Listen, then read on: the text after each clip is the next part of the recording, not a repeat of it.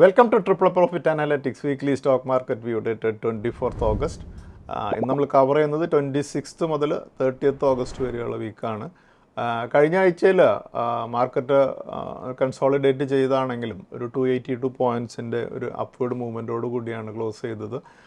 നമ്മളിപ്പോൾ കാണുന്നത് നിഫ്റ്റിയുടെ ഒരു വീക്ക്ലി ചാർട്ടാണ്. നമുക്ക് കാണാം ഈ ഓഗസ്റ്റ് മന്തിൽ തന്നെ ഓഗസ്റ്റ് 1 25,078 എന്നുള്ള ആ ഒരു പുതിയ life time high Nifty test ചെയ്തത്. അതിനുശേഷം ഒരു കറക്ഷൻ്റെ ബേസിലൂടെയാണ് മാർക്കറ്റ് കടന്നുപോയിക്കൊണ്ടിരിക്കുന്നത്. കഴിഞ്ഞ ആഴ്ചയിൽ 282 പോയിൻറ്റ്സ് ഉയർന്ന് 24,823 ക്ലോസ് ചെയ്തിരിക്കുന്നത് നമുക്ക് ഈ വീക്ക്ലി ചാർട്ടിൽ കാണാൻ സാധിക്കും. അതുപോലെ നിഫ്റ്റിയുടെ മിഡ് ക്യാപ് ഇൻഡെക്സ് ചാർട്ടാണ് നമ്മളിപ്പോൾ കാണുന്നത്. നമുക്ക് കാണാം 58,555 എന്നുള്ള ഒരു ലെവലിലേക്ക് ഒരു റീബൗണ്ടോടുകൂടിയാണ് നിഫ്റ്റിയുടെ മിഡ് ക്യാപ്പ് ഇൻഡെക്സ് ക്ലോസ് ചെയ്തിരിക്കുന്നത് നമുക്ക് കാണാം. അതുപോലെ നിഫ്റ്റിയുടെ സ്മോൾ ക്യാപ്പ് ഇൻഡെക്സ് നോക്കൂ, നമുക്കിപ്പോൾ കാണാൻ സാധിക്കും 19,079 എന്നുള്ള ഒരു ലെവലിലേക്ക് ഒരു റീബൗണ്ടോടുകൂടിയാണ് ഇപ്പോൾ ക്ലോസ് ചെയ്തിരിക്കുന്നത് നമുക്ക് കാണാൻ സാധിക്കും. എന്തായാലും മാർക്കറ്റ് കഴിഞ്ഞ ദിവസങ്ങളിലുണ്ടായ ഒരു കറക്ഷനിൽ നിന്നും ഒരു റീബൗണ്ട് ചെയ്ത് ഇപ്പോഴൊന്ന് കൺസോളിഡേറ്റ് ചെയ്തുകൊണ്ടിരിക്കുന്നത് നമുക്ക് കാണാം. എല്ലാവരും ഒരു വലിയൊരു കറക്ഷൻ ഉണ്ടാകും എന്നുള്ളൊരു ഭയന്നിരുന്നു എന്നുണ്ടെങ്കിലും അങ്ങനെ ഒന്നും ഉണ്ടായില്ല. നമ്മൾ 25,000 ലെവൽ എത്തിയപ്പോൾ തന്നെ നമ്മളൊരു 24,000 ലെവലിലേക്കുള്ളൊരു പ്രോഫിറ്റ് ബുക്കിംഗ് നമ്മളന്ന് എക്സ്പെക്റ്റ് ചെയ്യുന്നു എന്നുള്ളൊരു കാര്യം നമ്മളന്ന് ഡിസ്കസ് ചെയ്തിരുന്നതാണ്. ആ ഒരു കറക്ഷൻ മാത്രമേ അവിടെ ഉണ്ടായുള്ളൂ എന്ന് നമുക്ക് കാണാൻ സാധിക്കുകയും ചെയ്യും. അതുപോലെ നമ്മൾ കഴിഞ്ഞ 2021 കല്യാൺ ജ്വല്ലേഴ്സ് എന്നുള്ള കേരള ബേസ്ഡ് ആയിട്ടുള്ള ജ്വല്ലറി ഗ്രൂപ്പിൻ്റെ IPO നടന്നപ്പോൾ അതിനെക്കുറിച്ചൊരു സ്പെഷ്യലായിട്ടൊരു വീഡിയോ നമ്മൾ യൂട്യൂബിൽ നമ്മൾ ചെയ്യുകയുണ്ടായി. IPO നമ്മൾ സബ്സ്ക്രൈബ് ചെയ്യാനായിട്ട് മലയാളികളോട്, എസ്പെഷ്യലി മലയാളികളോട് സബ്സ്ക്രൈബ് ചെയ്യാനായിട്ടുള്ള ഒരു റിക്വസ്റ്റ് നമ്മളതിൽ നൽകുകയും ചെയ്തിട്ടുണ്ടായിരുന്നു. അപ്പോൾ അതിന് IPO നടന്നത് 87 റുപ്പീസിനായിരുന്നു. പക്ഷേ അതിനുശേഷം ഈ സ്റ്റോക്ക് കുറേ സമയം IPO പ്രൈസിൻ്റെ താഴെ 70ക്കും 65-നൊക്കെ ഇടയിൽ കുറേ നാൾ ട്രേഡ് ചെയ്തപ്പോൾ കുറേയധികം പേര് ആ ഒരു വീഡിയോ കണ്ട് വാങ്ങിയതിന് ശേഷം കുറേയധികം പേർക്ക് അത് ഹോൾഡ് ചെയ്യേണ്ടി വരുന്നു, ലോസിലാണ് എന്നുള്ളൊരു കംപ്ലയിൻറ്റ് പലരും പറയാറുണ്ട്. പക്ഷെ അപ്പം നമ്മൾ വീണ്ടും ഒരു വീഡിയോ കൂടി ചെയ്യുകയുണ്ടായി. ഒരു 70ക്ക് താഴെ വീണ്ടും കുറച്ചുകൂടെ ആവറേജ് ചെയ്യുകയും ആ സ്റ്റോക്ക് ഹോൾഡ് ചെയ്യാനും പറഞ്ഞുകൊണ്ട് ഒരു വീഡിയോ നമ്മൾ ചെയ്യുകയുണ്ടായി.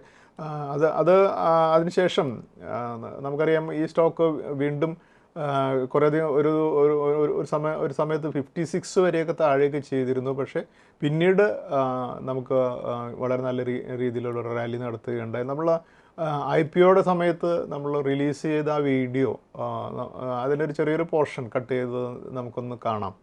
നമുക്കറിയാം ഈ മാർച്ച് 16 മുതൽ 18 വരെ കല്യാൺ ജ്വല്ലേഴ്സ് എന്ന ഇന്ത്യയിൽ നിന്നുള്ള, നമ്മുടെ കേരളത്തിൽ നിന്നും തൃശ്ശൂരിൽ നിന്നും തുടങ്ങി ഓൾ ഇന്ത്യ ബേസുള്ള ഒരു വലിയ ബ്രാൻഡായിട്ട് മാറിയ കല്യാൺ ജ്വല്ലേഴ്സ് എന്ന കമ്പനിയുടെ IPO വരികയാണ്. നമുക്കറിയാം 86, 87 എന്നുള്ള ഒരു പ്രൈസ് ബാൻഡിലാണ് ഈ ഇഷ്യൂ വരുന്നത്.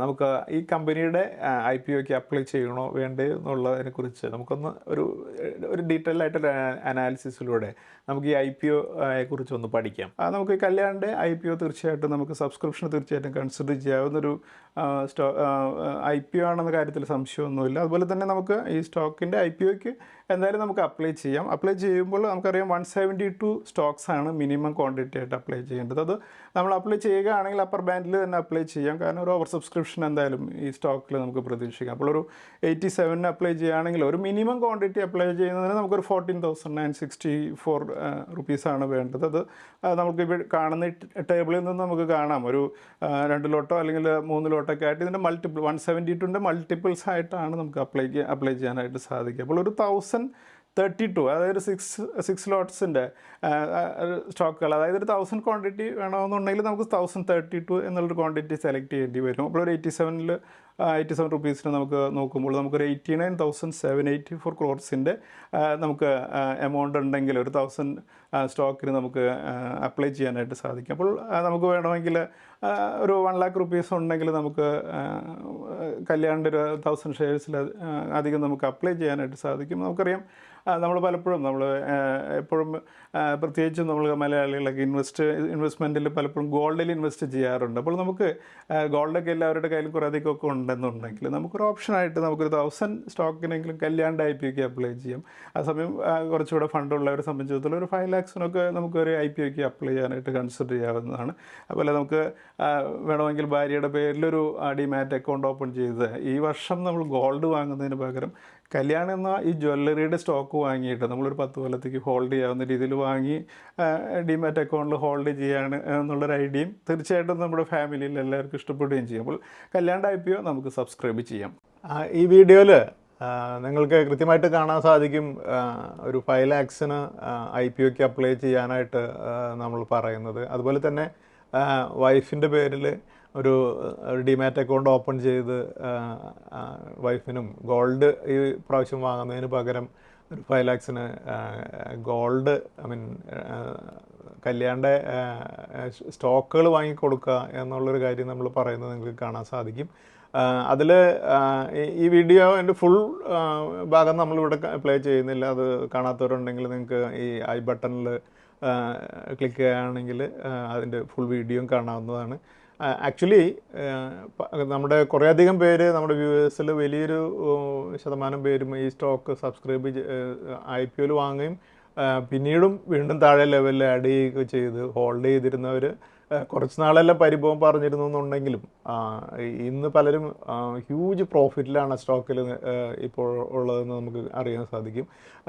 നമ്മളിപ്പോൾ കാണുന്ന കല്യാൺ ജ്വല്ലേഴ്സിൻ്റെ ചാർട്ടാണ്. നമുക്ക് കാണാം 21 സ്റ്റോക്ക് ട്രേഡ് ചെയ്യുന്നത് നിയർലി ഒരു 60ക്കും 80ക്കും ഇടയിലായിരുന്നു ആദ്യം കുറേ സമയം ട്രേഡ് ചെയ്തിരുന്നതെന്നുണ്ടെങ്കിൽ പിന്നീട് അത് സ്റ്റോക്ക് 100 മുകളിലേക്കും പിന്നീട് അടുത്ത ദിവസങ്ങളിൽ ഈ സ്റ്റോക്ക് 618 എന്നുള്ള ലെവലിലേക്ക് മൂവ് ചെയ്തപ്പോൾ നമുക്ക് കാണാൻ സാധിക്കും സ്റ്റോക്ക് ഒരു 610% 3 ഇയേഴ്സിനുള്ളിൽ പ്രോഫിറ്റ് നൽകിയിരിക്കുന്നത് നമുക്ക് കാണാൻ സാധിക്കും ഈ ചാർട്ടിൽ.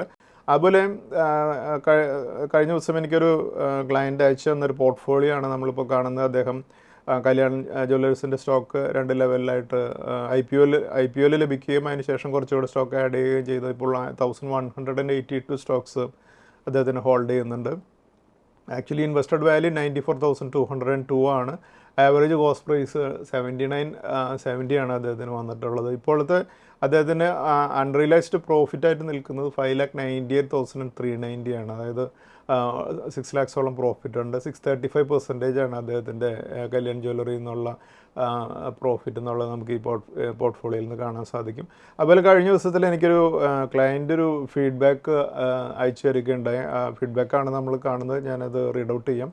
Dear sir, during IPO of Kalyan, I watched your video advising for subscribing it. You suggested to invest in Kalyan shares instead of buying gold this time, and I decided to invest rupees 5 lakhs in it. I got some shares in IPO and then bought some more at lower levels. My average price is rupees 74. Now the market value of my investment is rupees 35,53,656. If the stock move up some more, I can buy 1 kg gold with Kalyan shares. Thanks a lot for your timely advice. അപ്പോൾ നമ്മുടെ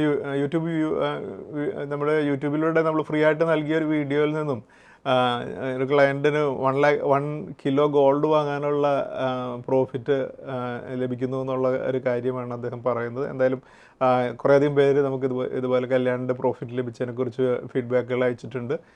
എല്ലാവരും നന്ദി പറയട്ടെ.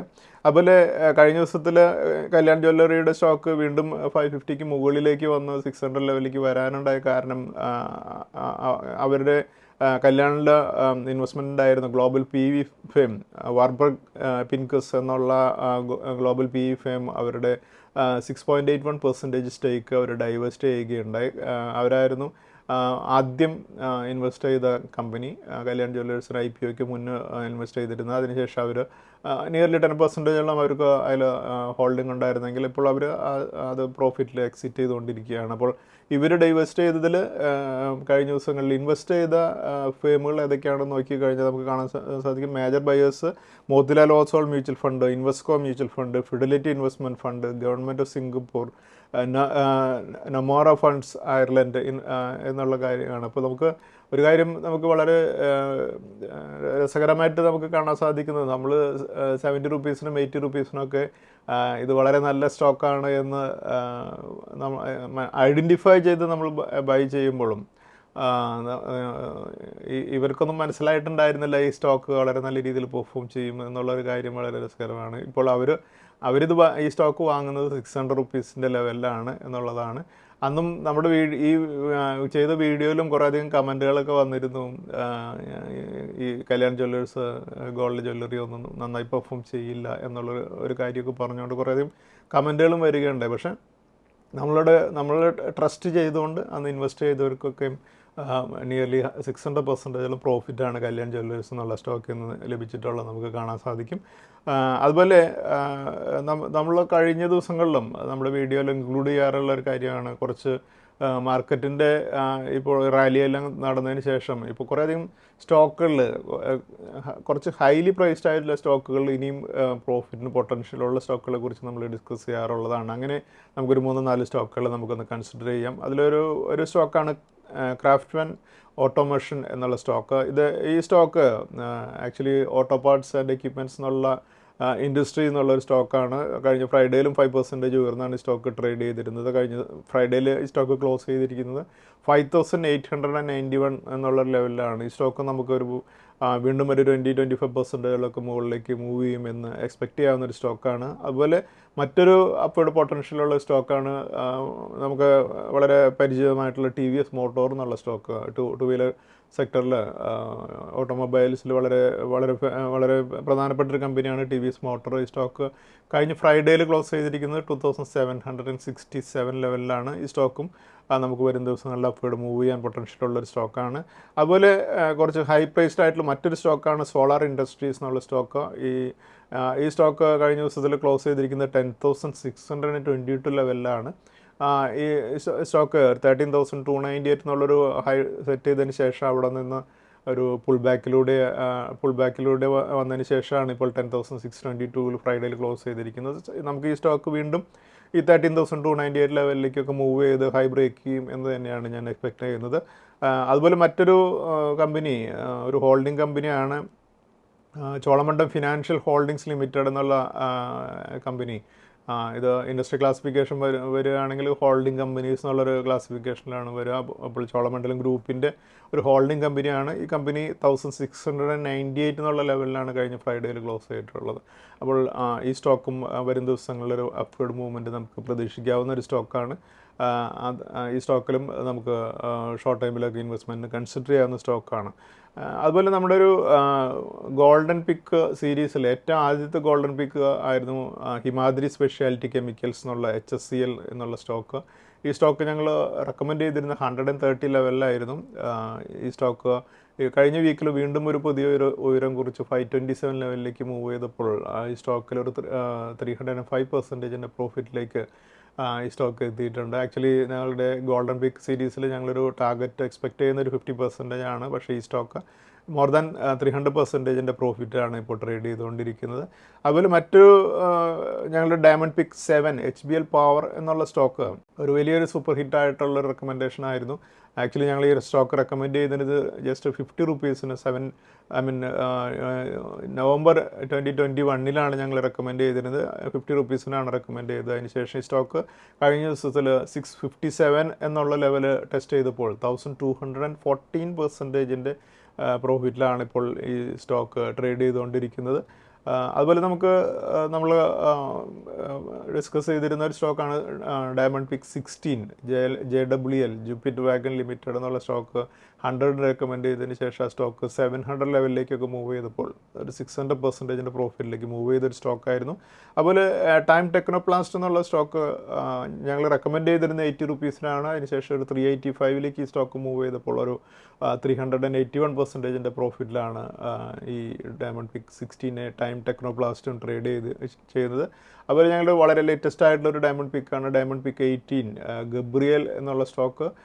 ഈ stock കഴിഞ്ഞ ദിവസത്തിലും 544 ലെവലിലേക്ക് move ചെയ്ത് വന്നിട്ടുണ്ട്. ആ ലെവലിൽ തന്നെയാണ് ഇപ്പോൾ ഈ സ്റ്റോക്ക് ട്രേഡ് ചെയ്തുകൊണ്ടിരിക്കുന്നത്.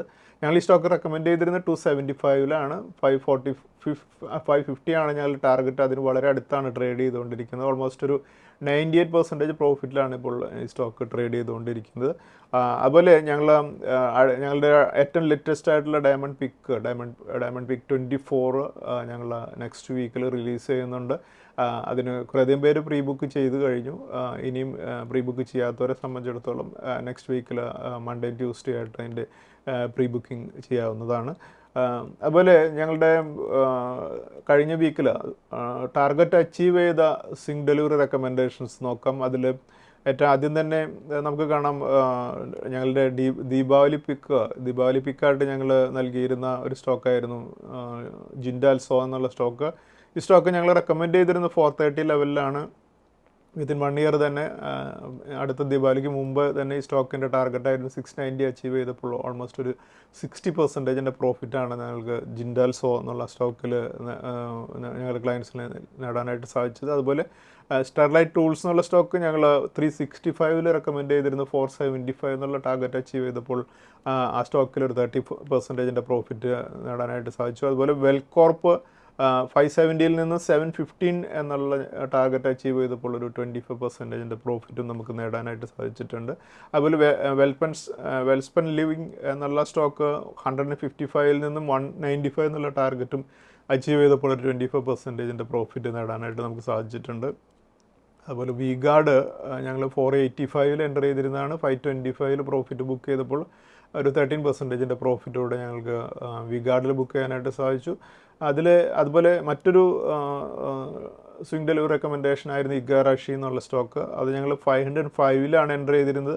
635 ഞങ്ങൾക്ക് പ്രോഫിറ്റ് ബുക്ക് ചെയ്തപ്പോൾ ഒരു 25% പ്രോഫിറ്റ് ബുക്ക് ചെയ്യാനായിട്ട് സാധിക്കുകയുണ്ടായി. അതുപോലെ PPL ഫാർമ എന്നുള്ള സ്റ്റോക്ക് 145 എൻ്റർ ചെയ്ത് 180 ഞങ്ങൾ പ്രോഫിറ്റ് ബുക്ക് ചെയ്തപ്പോൾ ഒരു 24% പ്രോഫിറ്റോടെ ഞങ്ങൾക്ക് ബുക്ക് ചെയ്യാനായിട്ട് സാധിച്ചു.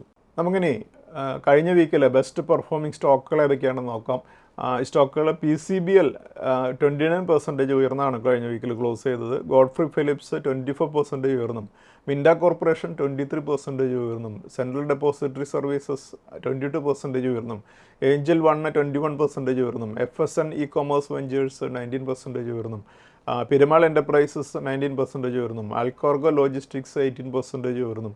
പോളി മെഡിക്കോ 17% ഉയർന്നും. മോത്തിലാൽ ഓസാൾ 15% ഉയർന്നും.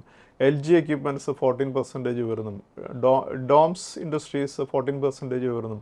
IIFL ഫിനാൻസ് 14% ഉയർന്നും. HFCL 14% ഉയർന്നും. ലെമൺ ട്രീ ഹോട്ടൽസ് 13% ഉയർന്നാണ് ക്ലോസ് ചെയ്തത്. ഈ സ്റ്റോക്കുകളെല്ലാം ഒരു അപ് ട്രെൻഡിലുള്ള സ്റ്റോക്കുകളാണ്. അതുകൊണ്ട് നമുക്ക് ഈ സ്റ്റോക്കുകളെ നമ്മുടെ വാച്ച് ലിസ്റ്റിൽ കീപ്പ് ചെയ്യാം. അതുപോലെ കഴിഞ്ഞ വീക്കിൽ 4 ഇൻസ്റ്റിറ്റ്യൂഷൻസിൻ്റെ ഡാറ്റ നോക്കുമ്പോൾ നമുക്ക് കാണാൻ സാധിക്കും. FIs കഴിഞ്ഞ വീക്കിൽ 1608.9 ക്രോർസിൻ്റെ സെല്ലേഴ്സ് ആയിരുന്നു. അതേസമയം ഡൊമസ്റ്റിക് ഇൻസ്റ്റിറ്റ്യൂഷൻസ് 13,020.2 ക്രോർസിൻ്റെ ബയേഴ്സും ആയിരുന്നു. നെക്സ്റ്റ് നമുക്ക് നിഫ്റ്റിയുടെ അനാലിസിസിലേക്ക് കടക്കാം. നിഫ്റ്റി 16th ഓഗസ്റ്റിന് ക്ലോസ് ചെയ്തിരുന്നത് 24,541 ആണ്. 19th ഓഗസ്റ്റിന് നിഫ്റ്റി 31 പോയിൻറ്റ്സ് ഉയർന്നും. അതിനുശേഷം 20th ഓഗസ്റ്റിന് 126 പോയിൻറ്റ്സ് ഉയർന്നും. 21st ഓഗസ്റ്റിന് 71 പോയിൻറ്റ്സ് ഉയർന്നും. 22nd ഓഗസ്റ്റിന് 41 പോയിൻറ്റ്സ് ഉയർന്നും. 23rd ഓഗസ്റ്റിന് 11 പോയിൻറ്റ്സ് ഉയർന്നാണ് ക്ലോസ് ചെയ്തത്. എന്തായാലും കഴിഞ്ഞ വീക്കിൽ നിഫ്റ്റി 282 പോയിൻറ്റ്സ് ഉയർന്നാണ് ക്ലോസ് ചെയ്തിരിക്കുന്നത്. നമ്മളിപ്പോൾ കാണുന്നത് നിഫ്റ്റിയുടെ മന്ത്ലി ചാർട്ടാണ്. നമുക്കിപ്പോൾ കാണാൻ സാധിക്കും ഓഗസ്റ്റ് മന്തിൽ നിഫ്റ്റി 128 പോയിൻറ്റ്സ് മാത്രം താഴ്ന്നാണ് ക്ലോസ് ചെയ്തുകൊണ്ടിരിക്കുന്നത് നമുക്ക് കാണാൻ സാധിക്കും. മോർ ദാൻ 500 പോയിൻറ്റ്സ് എല്ലാം താഴ്ന്നാണ് ട്രേഡ് ചെയ്തുകൊണ്ടിരുന്ന നിഫ്റ്റി വീണ്ടും പോസിറ്റീവ് ടെറിട്ടറിയിലേക്ക് ഓഗസ്റ്റ് മന്തിൽ വരുന്നത് നമുക്ക് കാണാം. അതുപോലെ നിഫ്റ്റിയുടെ വീക്ക്ലി ചാർട്ടാണ് നമ്മളിപ്പോൾ കാണുന്നത്. അതിൽ പ്രധാനപ്പെട്ട DMAs മാർക്ക് ചെയ്ത് നോക്കുമ്പോൾ 200 DMA വരുന്നത് 22,364ലും 100 DMA വരുന്നത് 23,400ലും 50 DMA വരുന്നത് 24,276ലും 20 DMA വരുന്നത് 24,544ലുമാണ്. അതുപോലെ നിഫ്റ്റിയുടെ ഡെയിലി ചാർട്ടിൽ പ്രധാനപ്പെട്ട സപ്പോർട്ട് റെസിസ്റ്റൻസുകൾ മാർക്ക് ചെയ്തിരിക്കുന്നത് നമുക്ക് നോക്കാം. പിവറ്റ് പോയിൻ്റ് ആയിട്ട് വരുന്നത് 24,737 ആണ്.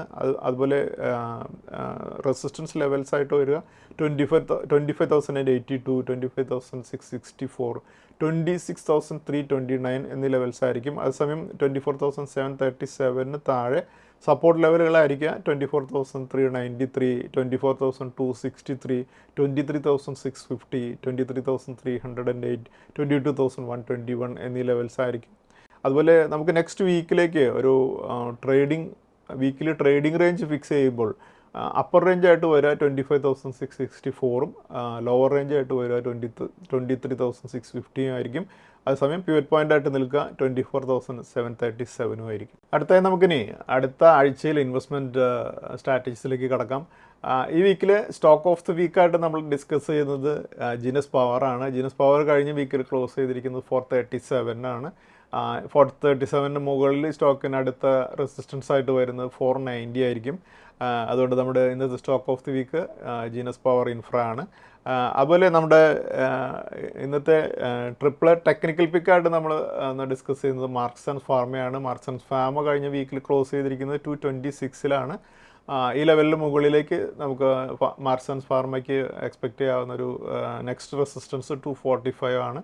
അതുകൊണ്ട് നമ്മുടെ triple technical pick Marksans ഫാർമയാണ്. അതുപോലെ നമുക്ക് ഇന്നത്തെ സ്റ്റോക്സ് വിത്ത് ടെക്നിക്കൽ ബ്രേക്ക്ഔട്ട് ഏതൊക്കെയാണെന്ന് നോക്കാം. ഈ സ്റ്റോക്കുകൾ Gravita, Sharda energy, Motilal Oswal, LT foods, അതുപോലെ ട്രിവേണി ടർബൈൻ എന്നീ സ്റ്റോക്കുകളാണ്. ഈ സ്റ്റോക്കുകളും നമുക്ക് നെക്സ്റ്റ് വീക്കിൽ വാച്ച് ലിസ്റ്റിൽ കീപ്പ് ചെയ്യാം. Thank you.